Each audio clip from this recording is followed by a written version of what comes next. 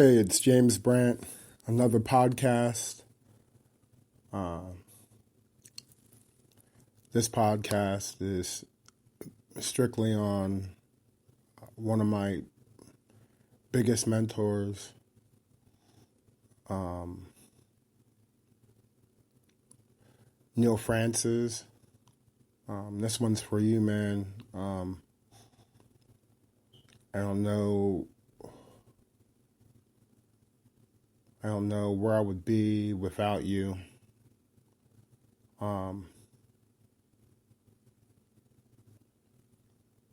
Where do I start? Yeah, I know where to start. Reading, Pennsylvania. It's 1994.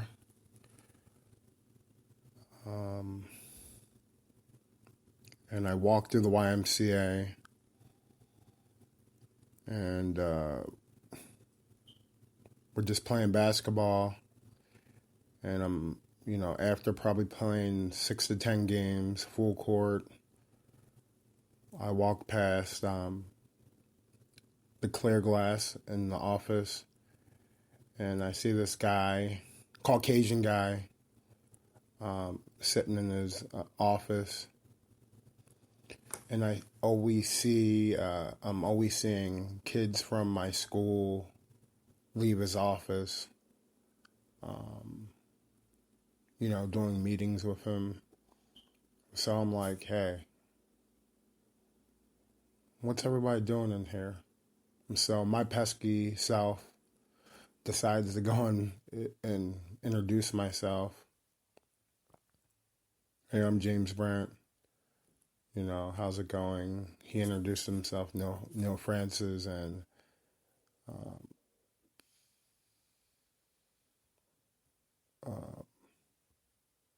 it was basically a partnership, man. It was destiny. The reason I met him is because he was a flagship for my future. From there on, every day until I was 18, I was a gym rat at the YMCA. I was there. I was there every day.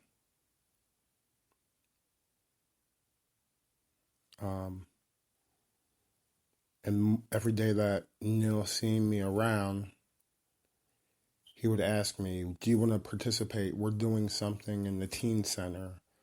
Would you want to be part of it? Every day he included me. Whatever he had, he included me. Then one day, Neil asked me if I'm going to play basketball for the YMCA, for the rec league in Reading. And I said, yeah. And at this point, I'm 15 years old, and I was so thankful to be part of a team, because that same year, I was on track to play for high school, but instead I broke my wrist during tryouts, and I let everybody down who knew what I was going to do with myself, the beginning of something special, but I never got that opportunity because before tryouts, I tried dunking a ball and I slipped at City Park and I broke my wrist. And I was so down on myself because I missed the opportunity, because people were raving about my ability as a youngster, playing basketball. But I have no regrets. I guess I wasn't supposed to do that because I met Neil and I developed my skills in that league and really shined. While they were talking about like highlights, during with the high school team, somehow my highlight reel was talked about throughout Reading High School, where there's 1,700 kids, and it propelled me. Like, hey, we know James Brandt, but it wasn't even about that. It's about what Neil did for me. Neil inspired me to work with youth and helping youth. We did community projects. I Neil let me be in the biggest parade in Reading, the Christmas parade. I was Santa Claus at the age of 17, and people didn't even know it. We stayed up all night making our float. We made it happen. We got first place, and it's so vivid because I can still remember that day, working so hard and Neil thanking me and the whole team. We also did the Halloween, the haunted house in the youth center that he let me be a part of. Neil even let me be a referee for youth soccer in Burrowsboro, PA. For Cinco de Mayo, Neil took me to Kutztown University and let me be part of the Cinco de Mayo. We got an invitation where we all got dressed up and had an outing with the Hispanic community. This is before what's going on with Hispanic community, with immigration and stuff. It had nothing to do with that. I'm just saying, like, we were already integrating and being diverse, before people were all complaining and up in hands about immigration laws and stuff. I'm just saying, like, there was no hostility. Neil showed me how diverse and open he was. We built trust with each other. We're still great friends to this day. He lives in Rhode Island now, but, through Facebook we stay in touch, and he listens to my podcast. Neil predicated himself to giving his all to his family and the community all at once. But where the biggest trust came in, for 3 years, Neil let me be included on the roster as camp staff, helping kids express themselves through arts, sports. We took them on field trips. Every summer spent with Neil was very important because it balanced me. I knew if I needed anybody, and he was the last person on my list, I know Neil would be that listening ear and give me that motivation. I thank God from the bottom of my heart, how important and thankful I am that Neil was a part of my adolescence and still now. And I know at a drop of a dime, even with his busy schedule and he's in Rhode Island, he would do anything for me that he could, or give me the best advice. I even remember him checking in to see how I was doing in school, to make sure I was keeping my grades up. For people to care like that genuinely and be there for you is amazing.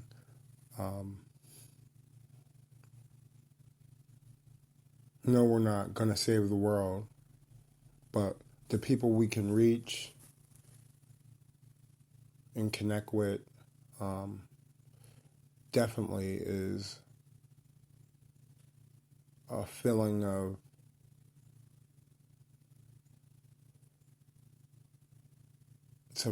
respect and gratitude and positivity.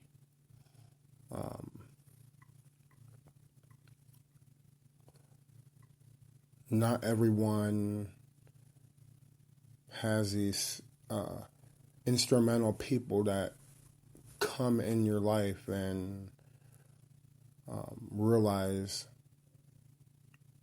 hey, this guy's special. And that's what Neil believed in me. He said, I like this guy. I like this guy. And in my head, I'm like, yo, I like this guy. I'm like, this guy is, he's the truth. Hands down. A white Caucasian guy coming into Reading, where people are resistant to policing, people are doing their own thing. And I'm not saying Reading's a bad place, because it's not. Reading's an amazing place where I grew up, during my high school time. Had the time of my life there. And I'm glad of us moving around, so because I met Neil. I I basically learned how to be a professional through Neil, and I'm thankful. I'm really thankful. And Neil, I know I'm gonna send this to you. Again, I just thank you for everything that you have done in my life at a young, tender age that molded me into a gentleman. Thank you for spending that extra time with me and all the other youth that were at the YMCA as gym rats. We were nerdy and quirky and hyper. Wanted to use our energy to invest in our community. We couldn't have did it without you, and we appreciate you. And our time's coming, so we meet up with our families and we get to break bread and talk about the past and how our future was molded from the past. You're an inspiration. I owe you so much, and that's why I did the podcast for you, Neil. And that's why they dedicated that youth center to you that you built, man. I remember the first day it opened. It allowed us low-income kids to get into the YMCA free, so we weren't out on the streets. We appreciate all the dances that you set up. You and Heather, worked as a great team, and I wanted to be just like you guys. I was like, I want to do what they're doing. I want to work here. Thanks for allowing us to, when we needed a snack, you guys extended your hand to us. I even remember when Joe Love worked down there and he was DJing, teaching us how to DJ, just inspiring us to be better. And thank you for making us feel worthy that we were somebody, even though we didn't have maybe I always talk about this in my podcast. We were never sad because we didn't come from, a more higher income. We were happy because of the resources we had. I can't speak for everybody, but I know, the Fontanezes, Angel, there's so many people who I could talk about who I can't remember everybody's name because it's so long ago, that would come into the YMCA and be thankful to have a spot to hang out at. There were never no fights, and we enjoyed playing the game of basketball. If you let us go swimming, we went swimming. If we went to the weight room, we went to the weight room. We appreciate your extension. I appreciate your extension. And